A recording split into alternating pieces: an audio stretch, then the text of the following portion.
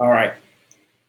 So, okay, so nobody can hear me now again after I've switched over. Oh, Brett? Okay, I'm back. All right. All right, good. Okay, so I'm going to kick this off. Hopefully you guys can hear me because the way I'm running this on different computers here is I can't listen to the audio while I am doing this. Okay, so if I get through a couple of slides and I see that I'm not getting any responses anywhere, I'll assume we have a technical glitch still, and then I'll reschedule it. So, but again, thanks for hanging in there. And let's get moving along here. All right, so just quickly, so tonight going to get through some cyclocross seasonal training and planning. Going to go through a little bit about what cyclocross is about, some of the physiological demands of cyclocross, how to plan it, and then get in a little bit with some key workouts as well. So I know many of you on the call here tonight, but if you don't know who I am and you're not familiar with who Bachworks is, again, we're an endurance sports coaching company. Obviously, we do personalized coaching for cyclists and multi-sport athletes. We also provide professional level bike fitting, performance testing, seasonal training plans, and consultations really designed to fit kind of your needs, right? So very scientific based, analytical based. I like to say we're athlete centric, meaning that our athletes that come on board, we treat them like family. So, and I think some of the athletes that are on board can probably attest to that. Myself, I've been in endurance sports for 30 years. Started out in BMX, mountain bike, got into the triathlon, played some other crazy sports in college, and came back into bike racing for a number of years after some other injuries. So I've been around the sport for a number of years. If you're local, you also know I run a bunch of different seminars and clinics and races. Fat bike races, cyclocross races, so a little bit of everything. So pretty wide breadth of things that I've done in the endurance sports world. So keep in mind tonight, really, this is really about my opinion, right? It's based on my gained knowledge over those years and the wisdom I've collected and results of my athlete. But what I'm really trying to get you here is not only listen to your coach, but listen to, for you guys to think for yourself, to take this stuff and kind of get an idea of what to do and what you should be doing for cyclocross. I'm kind of predisposing that people are generally familiar with cyclocross who are on this call. Maybe you have raced a bunch. Maybe you're just interested in racing. So this webinar will kind of fall in the middle. It's not necessarily an intro. It's not super advanced. It'll kind of fall in the middle. So, and again, as far as questions, you can put them in the chat. I'll scan through the chat towards the end of the webinar, okay? So one thing that kind of comes up many times with cyclocross, whether or not you've been doing it for a while or you're brand new to it, is what is cyclocross like? I hear people compare it. Is it like a time trial? Is it like a crit? Is it like a mountain bike race? So what I like to compare it to is these other basic 1 hour events, right? So we have a time trial, like a 40K time trial, usually takes, somebody relatively good fitness about an hour to do. A crit, again, can be about an hour. So all these events here, time trial and crit, 40 to 60 minutes, right? And that's very much like a cyclocross race, 40 to 60 minutes on average, right? And what is similar about these three types of races is that first bullet point where we have this average power and average heart rate. For all three of these, if we look at it when a race is done, they're all about at threshold, right? So if we understand what threshold is, or functional threshold power, if we look at all those again are going to be about the same, okay? But what the difference really ends up being is what we call this variability, okay? So this is really the driving difference between these three. And so what variability is this how smoothly paced an effort was in a race, or like the surges in a race. So you can imagine a cyclocross race has a lot of surges, right? Whether you're running, whether you're coming around a corner, whether you're getting off your bike to go, dismount and remount, very surgy. A crit, you have, the courses and the corners. Where a time trial, very, very steady type of effort. And so we measure this variability based on this scale. And so like a time trial being a 1.0 variability. Like you can imagine, you're doing a time trial, very flat usually. It's usually pretty much a straight line, not a lot of surging going on in a time trial effort, right? So the intensity is very steady. A crit, on the other hand, again, could be lots of surges depending on how many corners, depending on if it's got a little hill and stuff in there. So the variability, the smoothness of those efforts tend to be a little bit higher in a criterium, right? So we call it a VI, usually falls with a 1.3, could be up a little 1.5, right? So now cyclocross race can be a much higher variability, right? So we're starting that variability at 1.5, could be up to 1.8 even, right? Or somewhere in between, again, depending on the terrain, depending on the course, and depending on the athlete. Some athletes are going to ride it a little bit different than other ones. So, but that also comes down to this intensity, right? So a criterium, as opposed to cyclocross, very short, high intensity efforts, right? You're coming out of the corner, maybe you're hitting 600, 700, 800 watts in that corner, and then you're settling in doing 0 watts, right? Cyclocross has high intensity as well, but it tends to be less high. So instead of being the 600, 700, 800 watts coming out of the corner, it's 300, 400, 500, maybe 600 watts. Instead of being 10, 15 seconds like a criterium, it's a minute, 2 minutes, 3 minutes, maybe 5 minutes, right? Up to these, what we would call like a VO2 max effort, okay? So again, this is kind of just to kind of set your mind a little bit about what the differences are when you're preparing for a cyclocross race. So physiological demands. So that leads us kind of in these physiological demands. So now we understand there's some variability. These surges, these efforts are a little bit different. So cyclocross, if we talk to racers and athletes, when they've done well or when they've lost, that usually it's due to these short, hard efforts, right? Nobody says they lose a cyclocross race during the easy part. Well, I was coasting downhill and I lost a cyclocross race. No, it's these repeated hard efforts. Like, it was just one more effort than I could stand, and I popped and I came off, right? So very little tempo, very little of that zone 3 that happens in cyclocross, right? As I mentioned before, extremely variable, right? Courses, terrains, cornering, running is all going to bring that high intensity in there, okay? And again, as opposed to a cyclocross or a criterium, those efforts are longer, but not as high, less intensive, we like to say, but more extensive. So not as high, but longer, okay? And here's the other thing with cyclocross that's important. It doesn't need a huge aerobic base, all right? So it doesn't mean you need to go out and train and do these 4, 5, 6 hour long zone 2 rides to build this aerobic base. However, that aerobic base is supportive. And what I mean by that is it allows the foundation for you to do more high intensity work. So you need to have some aerobic base, but you can get by with a lot less than you would maybe for other disciplines. So something to keep in mind as you're training. Now I'd like to bring this slide up here and talk a little bit about, before we get into some of the training and some of the prime and key demands of cyclocross, that fitness itself is not created in a silo. So a lot of people hang their hat on like, oh, my threshold and my FTP has to be X number, and the higher the FTP, the better. And that's generally true.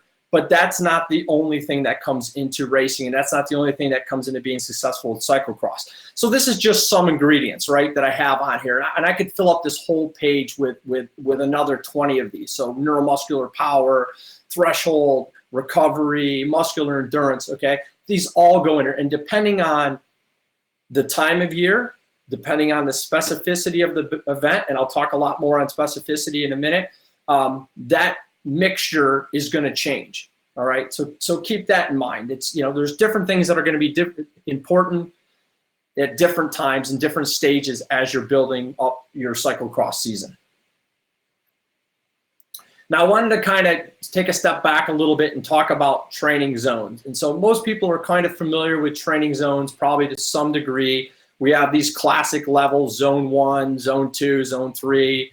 They kind of break into training targets. For those who are like coaches like myself and maybe athletes who are a little bit more on the analytical side, they may have heard of these I levels, which basically take these classic levels and break things up even more. And the reason I bring them up is because we're going to talk a little bit about what we call FRC FTP, which is in that right-hand column, right? This is this cog and eye level. And the reason why we have these new levels here is to kind of make them a little bit broader. Because now we're taking not only VO2 max, this zone 5 type of efforts, right? This high end of your aerobic capacity, but we're also bringing a little bit of anaerobic capacity and a little bit of threshold. So you see it's kind of a broader way to look at it. And that's going to be one of these key demands, okay? So now when I talk a little bit about this in further slides, you're kind of an idea that how the FRC, FTP is a little bit of VO2 max, or a lot of VO2 max, but also a little bit of anaerobic capacity. All right, so the prime physiological demands of cyclocross. So there's really 3 prime physiological demands that we're going to talk about, okay? So again, as I mentioned in that one zone, this FRC, FTP, right? So which equates generally to VO2 max. So this is the VO2 max being the cap of your aerobic fitness or your ability. FTP, threshold, right? A lot of people have talked about their functional threshold power. If you're not familiar with FTP or threshold, it's really your ability to hold a particular power, or the highest power you can hold for approximately an hour, okay? Give or take. Sometimes it's a little bit less than that. Sometimes it's a little bit more of that. But it's really this power that you can hold for an hour without fatiguing, right? And so when you're FTP, when you go above your FTP, you fatigue quicker. When you're below it, you fatigue slower, okay? And then, of course, we have muscular endurance. And so muscular endurance is really this ability to maintain power output, right? Turn to big gear, turn to low cadence, high force type of effort. So the combination of those 3 are really, again, those prime ones. It's not the only ones, as I mentioned before with that recipe, but they're the prime ones. So let's jump into these a little bit deeper. All right, so FRC FTP, right? So as I mentioned before, this is usually where riders pop off, right? This is where they get dropped. So this is this time above threshold. And let me also mention FRC, since I'm mentioning this, you guys are wondering what's FRC stand for. So FRC stands for functional reserve capacity. So this is the amount of work that you can do in kilojoules, so kilojoules being energy, above your threshold. So every rider, athlete has a certain amount of energy they can do above threshold before they empty that tank. So in many ways, you can look at it as it's a tank. And how are you going to spend that tank is depending on how hard you go. So you have a certain amount of energy, you go very hard, you burn it up, you spend it a little bit more wisely, and maybe you burn through it a little bit slower. But generally, we're looking at efforts at 105% and above your threshold, okay? But this also comes back to, again, not only those efforts, but that specificity that needs to be done. So if we're looking at this and we're thinking about what do we need to do to prepare for cyclocross, well, we need to do some of that zone 5 work, okay? We need to get some of that work above threshold in to be able to be prepared. And I see a note that we have no audio. So if you guys can hear me, let me know. Okay, thank you. And so how do we measure this? So we measure it usually by 5-minute maximal test. So you want to go out and you want to get an idea of what your FRC, FTP, VO2 max is. A 5-minute maximal test will give you a pretty good ballpark estimate of what your VO2 max is. Now, is it going to be 100%? Maybe not, but it'll be pretty darn close. I've seen enough research, I've seen enough data to know that 5-minute test is pretty close. So if you want to go out and do it, you do a 5-minute test, fully recover, do another 5-minute test. They'll give you a pretty good idea where you are. And then you could periodically do that type of test during your season to see whether or not you're gaining fitness in that particular demand. All right, FTP, functional threshold power. So as I said, it's a little bit less important, and I'm going to talk a bit about how FRC and FTP play together as you build fitness. It is still kind of the standard performance indicator. It's still better to have an FTP that's higher than lower. Generally means if you have an FTP, you're racing against a guy or a gal who has an FTP of 300 and you have an FTP of 200, more than likely they're going to be able to put out higher watts through the whole race, be able to recover faster, and be able to put on a little more speed. So again, it's not the only thing that's important, but it's still, still one of the key primary things that we need here. And again, FTP is primarily those zone 4 threshold work that happens between 90 to 105% of your FTP, okay? And FTP is also important because it helps us maintain and recover from effort. So if we also think a little bit more about like how a race goes for cyclocross, it's usually going hard, and it doesn't always then become easy. Like a criterium, sometimes we play a game in a criterium of 0 watts, where we're going very hard and now we're doing no work. Cyclocross could be you're going very hard, but then you're only easing up a little bit. So instead of dropping down to like, zone 2 or zone 1, and as I said before, there's no tempo, there's no zone 3 type of work in cyclocross. Maybe you're only dropping down to threshold. And so now you're at threshold for a very long period of time, and then you're back up above threshold, and then you're back down below threshold. It's a lot what's happening within a cyclocross race, okay? So, and as I mentioned, there's this relationship between FRC, VO2 max, and FTP, which means that as you increase sometimes this high-end power, you will sometimes sacrifice the FTP. But that does not mean that you should not train it. So again, you need to train it. Now, I'm not going to get into different ways to do FTP tests. There's all sorts of ways you can go out there and do your FTP test. I tend to believe the longer the test, the better. But it doesn't matter to me if it's a 20-minute test, a 30-minute test, or a 40-minute test. Just whatever test that you use, just make sure it's repeatable. So you do a test and it's outside on a 10-mile time trial. Okay, can you do that 10-mile time trial again if you need to retest it in the middle of October, or the weather's going to be so crappy that you can't get out and do it. So have some repeatability to that test. That's the main thing I'll tell you. Now, muscular endurance, as I mentioned before, this is that ability to have repeat those very hard efforts, okay? So we know legs, we're going to be turning low cadence, high force, legs are going to fatigue.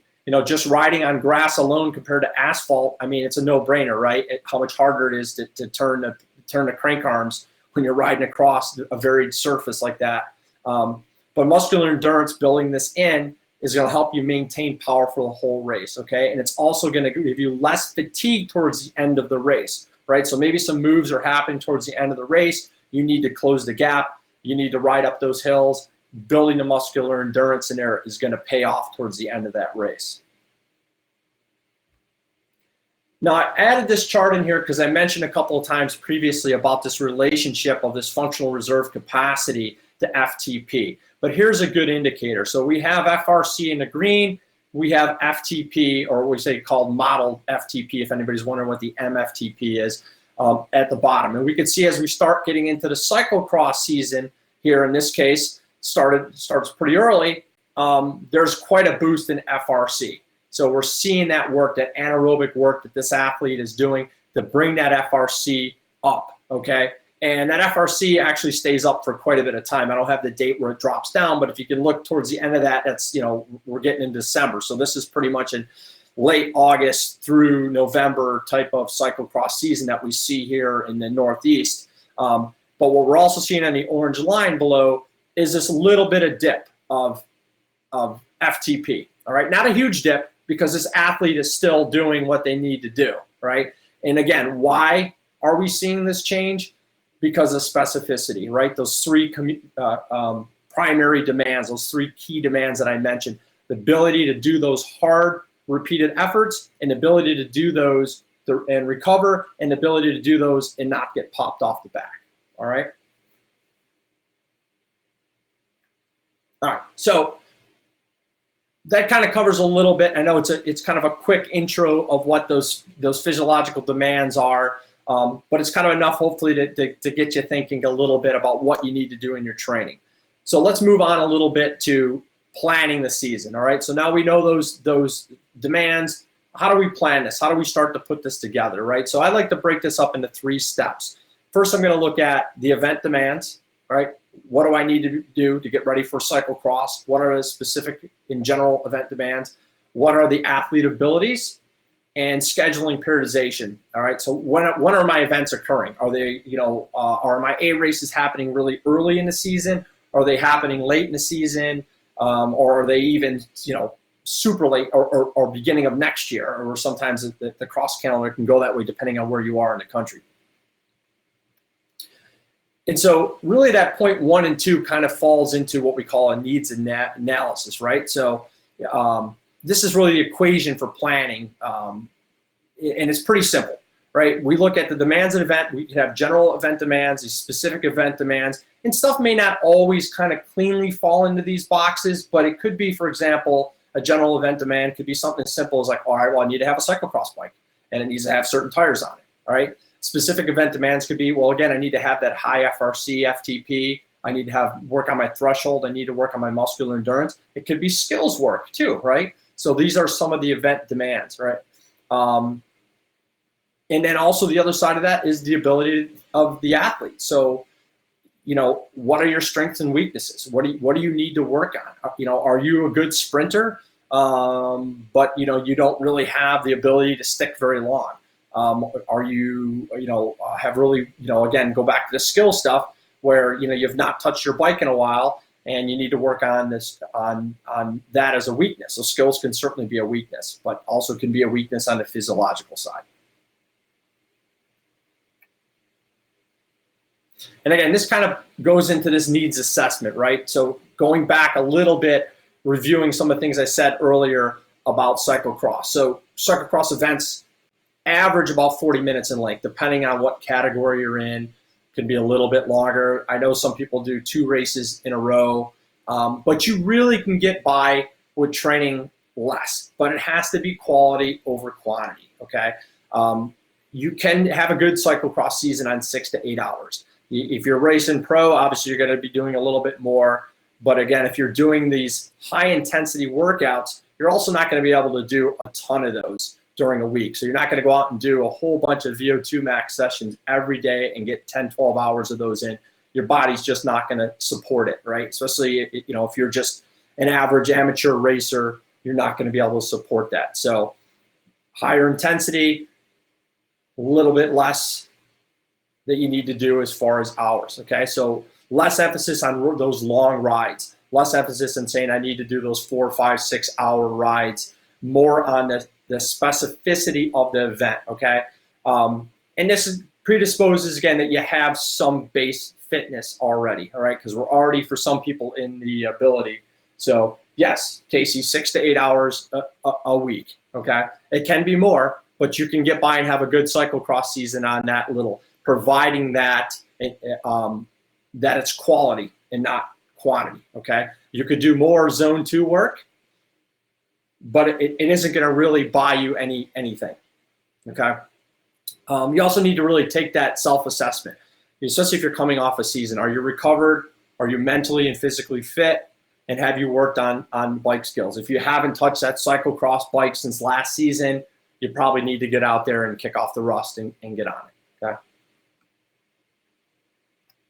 All right, so periodization really is just kind of a plan. There's lots of different ways you can slice and dice a season. This is kind of just a linear approach to periodization to think about where you need to be from your race, okay? So we tend to break things up into these mesocycles and microcycles that I'll talk about in a second, but we usually have base. And again, this is not hard and fast rule. This depends on the athlete. Base tends to be about 12 weeks, build tends to be about 8 weeks, and race tends to be about 4 weeks, but I've seen it extended 8, 12 weeks, okay, with some recharge in there on the race, right? And the difference becomes through these cycles here, this periodization, the type of training you're doing and the specificity, all right? So for example, as we start moving towards race and thinking again about those demands that I mentioned earlier, base is still going to be some high volume, all right? You're still going to have that type of work in there. You're going to have SST is sweet spot work. You're going to have some sweet spot work. This is work that is just below threshold with the idea of if I work just below threshold, maybe 88%, 89% below threshold, I can help raise my threshold by lifting it up. Of course, big gear work for the muscular endurance type of stuff, being able to turn, those crank arms over when it's a low RPM, and you're climbing up hills. And here's the other thing, and I'll talk a little bit more about running, and I'm sure the triathletes that are on there are cheering with the running, and the cyclists on there are like, I'm not going to run, but it's a time to begin your run work, okay? So, and you do need to have some run work in there, and I'll talk a little bit more about that. But this is your opportunity to start doing it now, and doing it easy enough if you've not done any run work that you can do it without injuring yourself, okay? From there, we move into that build phase. So we're going to start again. Now we're bringing that higher intensity up. We're going to start working on that FRC, FTP, that VO2 max, that zone 5 work, okay? We're going to start bringing some sprint work into it as well. You know, those could be standing starts. You know, cyclocross, if those who do it know that the sprint begins in the beginning. So if you're new to cyclocross, that's going to be something that's going to be new to you. Understand that sprint is really important in the beginning for where you're placing yourself early on in the race, okay? And now your run, if we start thinking about the runs that you do in cyclocross, they're short, right? But they're high intensity. So they could only be a couple of seconds, but you're off that bike, you're sprinting hard, and you're back on that bike. So now if you've begun that run work previously, now you're able to maybe start adding in a little bit more high intensity on the runs, and you can mix that in, okay? None of these workouts need to be done, or none of these efforts need to be done in a silo. So you can mix and match type of stuff. You can have a sprint workout that incorporates some run and incorporates some skill work, okay? And then there again, we're going to move into the race season. And what happens in the race season is you're racing on Saturday and Sunday. So that's kind of taking care of some of the higher intensity type of stuff. So you don't need to do a ton now because you're already in the race season, you're racing and you're recovering. But the other things you can start to do is you can work on kind of the higher end of stuff as well during the week, which is what we call FRC or PMAX. So PMAX is basically this maximal, very short effort, like a sprint. So you can incorporate that in. And here's the good news for those who don't want running. Less running once you get into the race season. So running will kind of take care of itself once it's in the race season, okay? So a typical week could look like something like this. Again, you're racing Saturday and Sunday, maybe Monday's a rest day, Tuesday could be a high intensity day, or even Wednesday could be a high intensity day, and then you got Thursday as an easy day, and then Friday is an opener. So you have potentially 3 high intensity days already kind of baked in there, right? So you need to have the recovery days in there.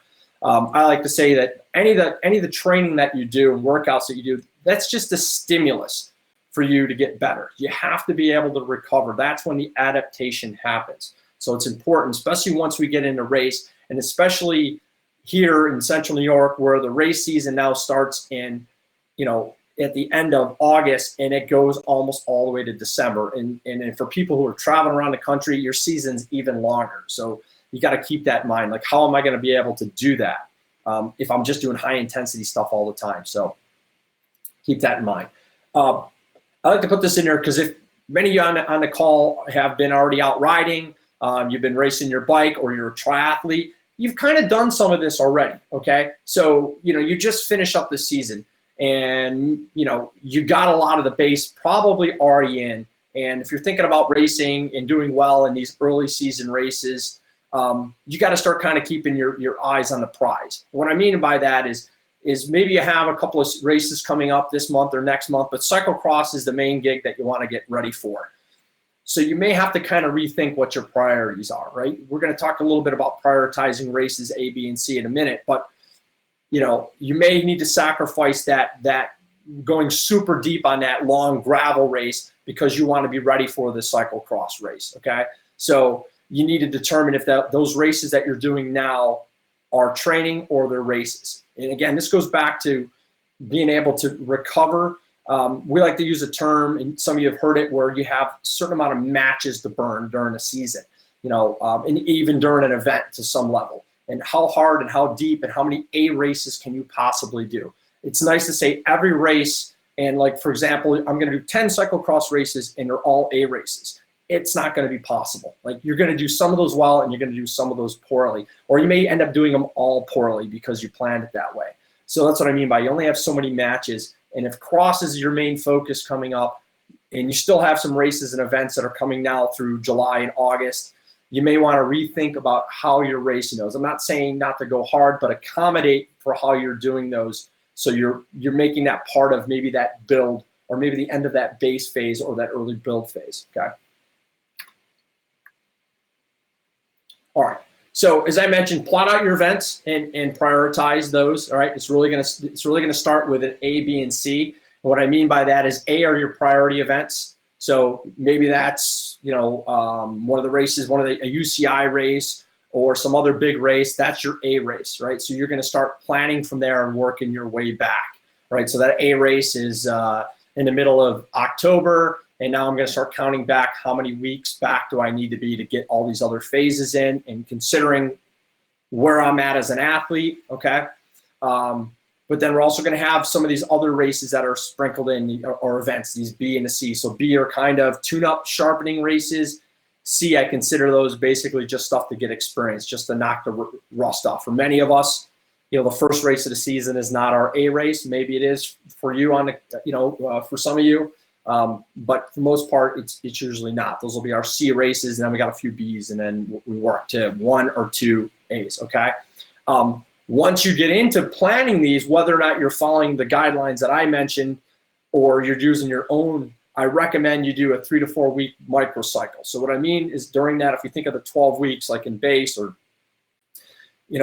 that's not just going to be continually building every week. We're going to do 3 weeks or 4 weeks, and then you're going to have a recovery week, okay?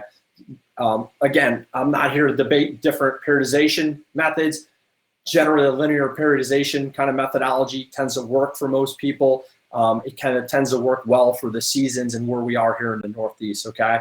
But again, focus on those physiological demands, and then increase intensity as you go forward into your season.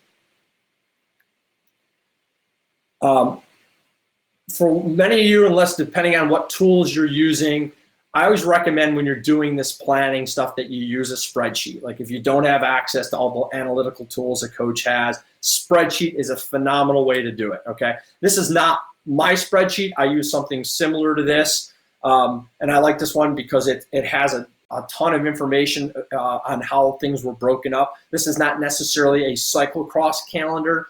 But it's good to kind of look at how these base phases, okay, so it's a little bit of a longer base phase than I mentioned, but you can see how things are going from general to more event specific, tackling that weakness, which is the limiter, right? It was as they get into build phase. You could even do that a little bit earlier in the base phase, and then until we get into what they call intensive, which is really the race phase, okay? And so you start these type of things by listing those events, A, B, or C priority, and starting backwards from to today.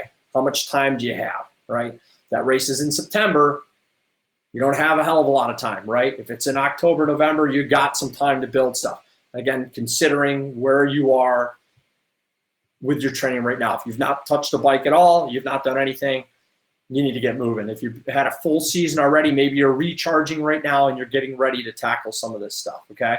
But also, like I said, list your limiters, your strengths in some of the event demands, right? So what are some of the event demands, as I mentioned? Muscular endurance, right? So that's one of the event demands, okay? Skills work, again, that's an event demand. It's not a physiological demand, but it's certainly an event demand. Which, lo and behold, leads us into talking a little bit about skills.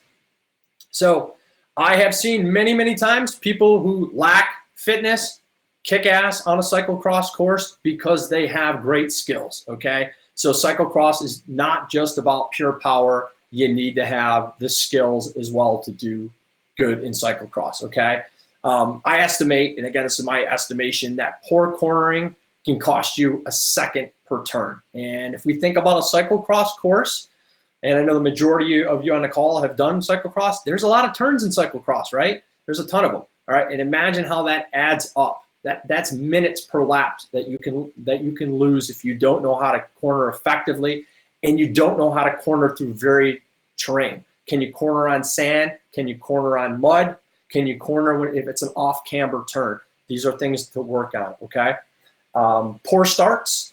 That's something usually you see with new riders, new racers, and people coming to cyclocross. They either don't realize that there's a sprint in the beginning, or they don't want to be part of the sprint in the beginning, okay? So what happens if you don't get a good start in cyclocross and you're not one of those front 2, 3, 4, gals or guys in the beginning, is you're going to have to make up that spot somewhere. And usually in the first couple 100 meters, there's something technical, a turn, a twist, a barrier, and it bottlenecks. And if you get caught behind that bottleneck, you know, you got a lot of work to do to get around that. So positioning yourself, working on those starts, that is a skill. Can you clip in at a start without looking at your feet? That's something when I coach junior athletes, that's one of the first things I check. Can you clip in and start without looking down at your feet? Because if you clip in, you're looking at your feet, where's your handlebars go? They go to the left or to the right, right? You move into somebody, you don't get a good start. You can pedal without clipping in. So practice that. What happens if I go to do a start and I'm not clipped in? You can still pedal like mad, okay? And then clip in as soon as you kind of get into position, okay? This skills work is going to build that confidence and familiarity with the efforts that you have, right? So like you're not used to riding, you're not good riding in the sand, go practice it. Find a spot, go over to the beach, find a location that has sand, practice it again and again and again, okay? Practice 10, 20, 30 repetitions of those. Make a mock course in your local park. You know, you can go pick up tape pretty cheap at Lowe's or Home Depot and make just a couple of turns, okay? But skills, super important, really part of the equation. And then the other side of the thing, as I mentioned, there's people that can do really well that lack the fitness and have skills. You know, you can have this. You know, you also can have that big engine. So you need to balance it out. All right. So these are just some skills you can incorporate into any workout, and I'm going to talk a little bit about some different key workouts in a moment. But mounts and dismounts, of course. Here's the thing with the mounts and dismounts and the barriers. Usually most races, you know, you're going to do a mount and dismount maybe 4 times, 6 times, 8 times at the most. And so people get very nervous and very concerned about like working on that skill. You're going to do a lot more cornering than you are going to do mounts and dismounts, or you're going to go over barriers, okay, depending again on the course.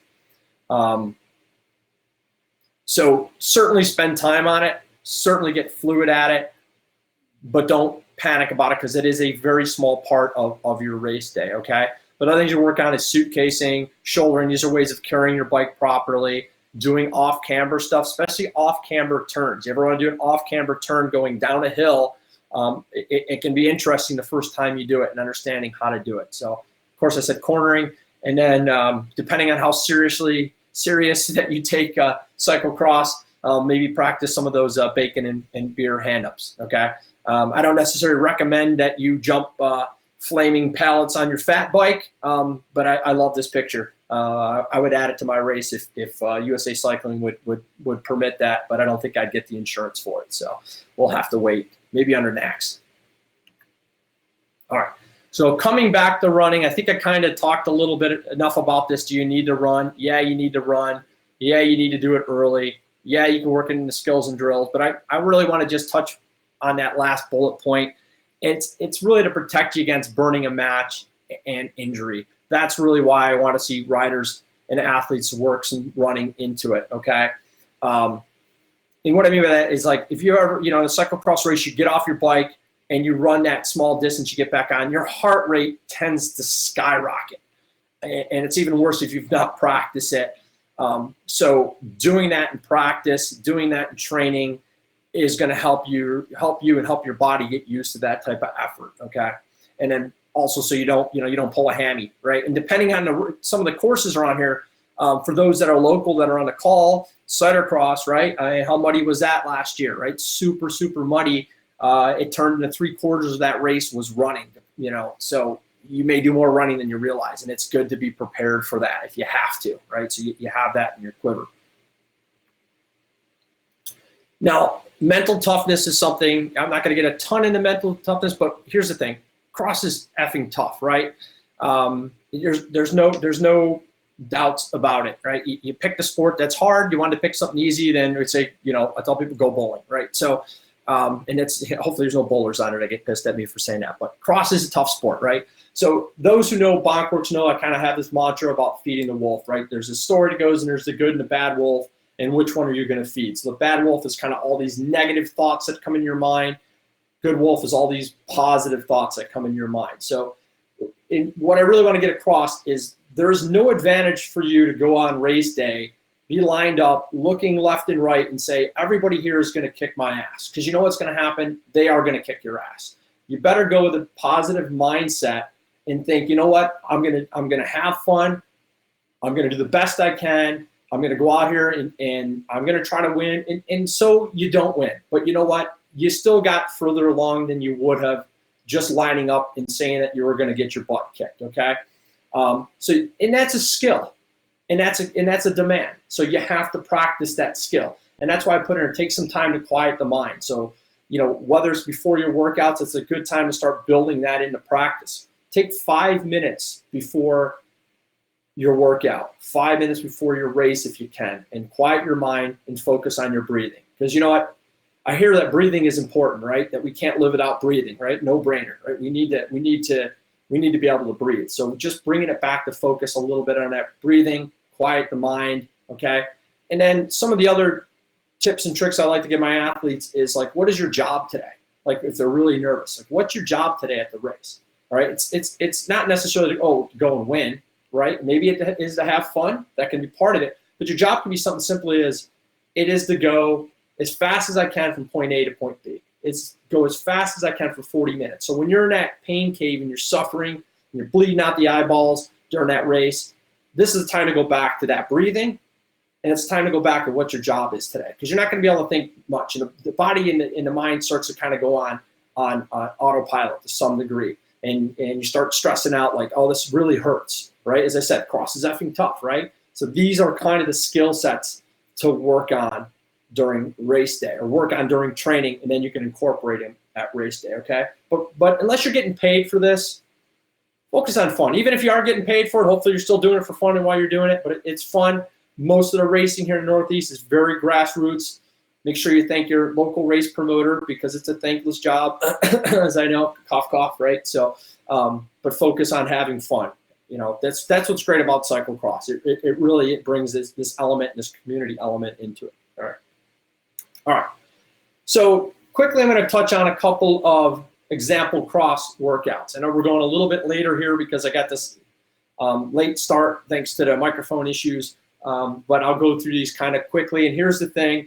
If you email me, coach@bonkworks, BONKWERX.com, and I'll have it at the end. I'll send you these workouts if you want to give them a try. But let's kind of go through those and talk about how they're used. So first one I call cross crushers, all right? So this is really designed to target that FTP development and muscular endurance. As I mentioned before, you can do these workouts and do some of these elements, these primary demands together, right? This workout is really designed to develop that power at that low cadence. All right, you're not going to probably be spinning along at 90, 100 RPMs at most cyclocross races. That was tough to get out, and be able to do those hard accelerations at that low cadence. Okay, so this is pretty simple. Most of my warm-ups for most of my clients are pretty similar. Usually you have some warm-up that's 10 to 15 minutes in length, sometimes longer depending on the intensity. You just really want to kind of work your way up and make sure the body is ready to go.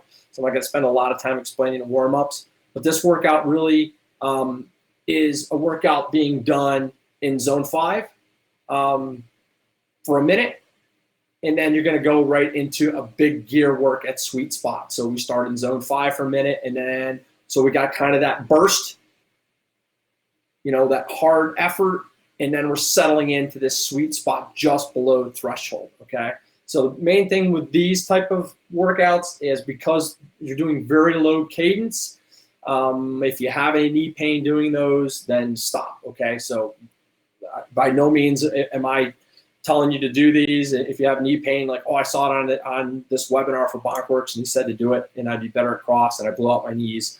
No, if you get knee pain, be smart, okay? Be your own advocate, okay? If you want to simulate these like a cross race, you can do these from a standing start, right? So have that 1 foot clipped in, practice that clip in, practice that sprint 1 minute, go hard, and then settle into this big gear effort, okay, for about 6 minutes. And if you can't do 6 minutes, start at 4 minutes and then work your way up to 6 minutes. And once you hit 6 minutes, then progress it up to 8 minutes, okay? Everything you should think about progressing the duration a little bit.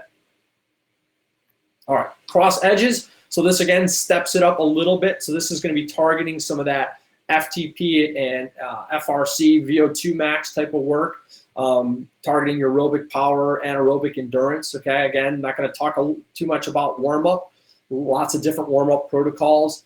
This one I have a few sprints that I usually have them my athletes incorporate to make sure that they are properly warmed up, because this is a little bit more, a little bit more on high intensity.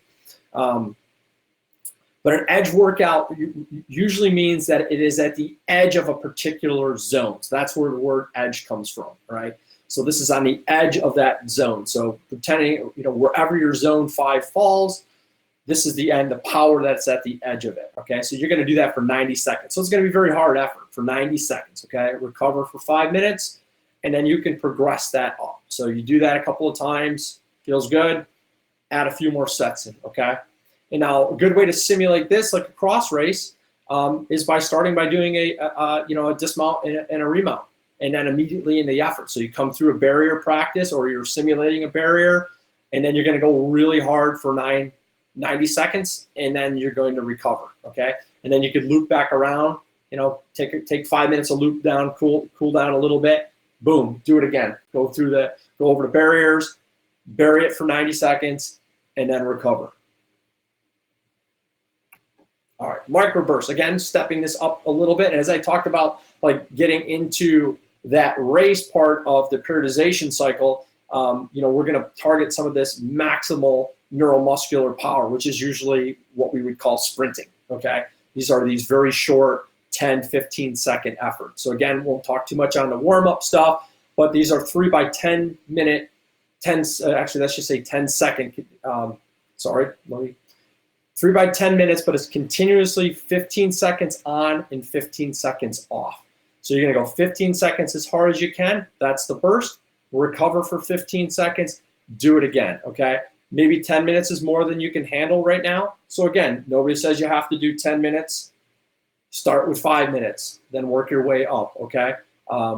But again, this is gonna really help develop those hard, repeatable accelerations that I have on there. So somebody's going really hard coming out of a corner, and then recovering, and then going hard, okay? So as I mentioned here, simulating like a cross race, you can do these on a corner or a hill. You set up a little mock course. Every time you're coming out of that corner, you're gonna sprint hard for 15 seconds, recover, loop around, again, another 15 seconds on, 15 seconds off, and continue those, okay? They're hard, okay? You don't need to do a lot of them, right? You don't need to do an hour of those, of continuous. Your whole workout can be an hour, but you don't need to do an hour of microbursts to see the benefit of those, okay? So again, in that race phase, maybe this is the Tuesday or Wednesday of the week to keep the fire lit in that engine, okay? All right, running, 30-30s on running. So this is gonna simulate running efforts, mounts and dismounts. Basically starts with a threshold effort, and then you're gonna do 30 seconds of run, or where you could carry or push your bike, and then you're gonna hop back on the bike, pedal at high cadence, and then do it again. So people are kind of familiar with the term 30-30s, doing a 30-second full on and 30-second off, while you're doing kind of the same thing, but you're jumping off and running, pushing, carrying your bike, okay? So same type of thing. This is this is not something you're going to do in that early base phase, something you're gonna do in that build phase. And again, why do we do it?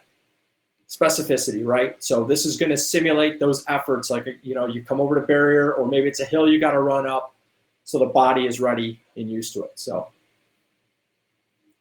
and why I didn't talk about cool down or any of these, cool down is really important, okay? You're going to build lactic acid. What happens with that when you do a cool down is you're going to convert that lactic acid back into energy, okay? You're going to flush out the legs. So don't skip your cool down. Really important. All right, so with that is the end of the presentation. If you have questions, you can go ahead and shoot them in the chat. I'll try to scroll back through the chat and see if I missed anything. Again, I apologize for the audio stuff. Really frustrating, especially once I test this stuff many times ahead of times, but it is the world we live in, technology world that we live in. So hopefully the majority of you hung in there, and I appreciate that. So.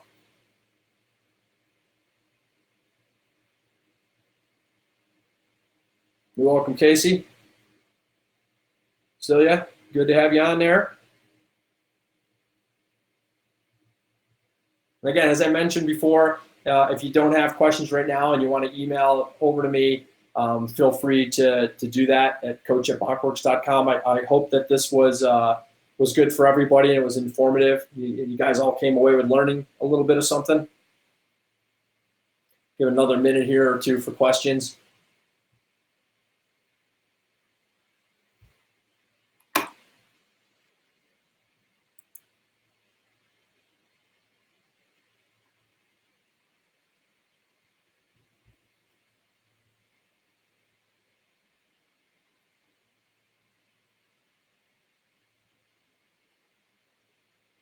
All right. Well, thanks again. I'm going to wrap up the broadcast, and feel free to email me if you have any questions. Hopefully, I'll have to edit out the beginning with the audio issues, but this should post up so you can review it and watch it in the future. All right. So make sure that you check out some of the other webinars I'm going to do. We have one with Run Power coming up. I know Coach Matt is going to have a few this fall as well. If you have any webinars or topics you want us to kind of investigate and present on, feel free to shoot those over. And also mention, if you are interested in any bike fits or coaching, we do have a few open spots, especially for cyclocross. We're getting in that season. Hint, hint, right? What we're talking about. So feel free to shoot me an email, and we can do just a chat to see whether or not what we do for coaching fits for you. All right. So with that, I'm going to wrap it up. Thank you again, everybody. Have a nice evening.